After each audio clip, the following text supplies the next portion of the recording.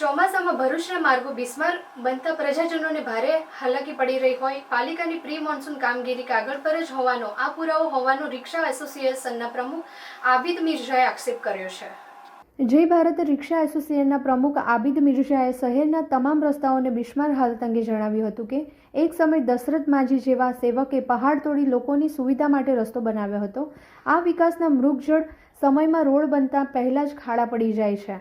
એ ખાડા પણ પૂર્વમાં વેઠ ઉતારતી હોવાથી લોકો તંત્ર અધિકારી સામે લાચાર જોવા મળી રહ્યા છે। મુખ્યમંત્રીના આદેશ બાદ પણ વહીવટી તંત્ર ખાડા પૂરવામાં કંજૂસાઈ કરી રહ્યું છે, જેથી ખાડાના સામ્રાજ્યથી પ્રજા પરેશાન થઈ ઉઠી છે। શહેરમાં પ્રી મોન્સૂન કામગીરી માત્ર કાગળ પર જ છે, તેનો પુરાવો શહેરના રસ્તાઓ પર પડેલા ખાડાઓ જ આપી રહ્યા છે।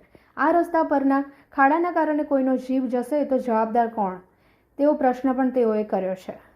તમે આ જોઈ શકો છો, આ ખાડા 1 વર્ષ પહેલા બી આ ગોધી રોડ ઉપર આવવા જતા ને આજે બી એવા જ ખાડા છે।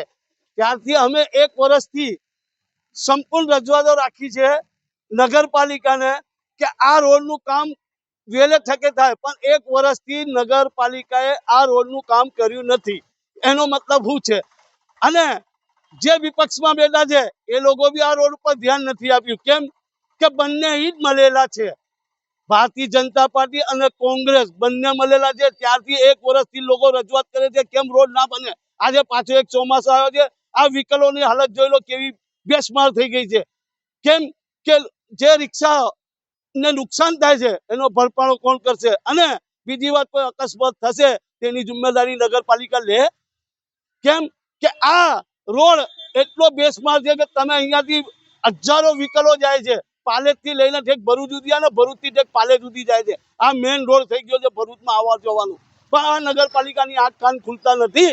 એટલા માટે આ મીડિયાના માધ્યમથી કહેવા માંગુ છું, કોઈ બી જાનહાનિ થઈ તો 258 હું નગરપાલિકા પર દાખલ કરીશ, એવી નોંધ આ મીડિયાના માધ્યમથી નગરપાલિકા લેવી। જય હિન્દ, જય ભારત।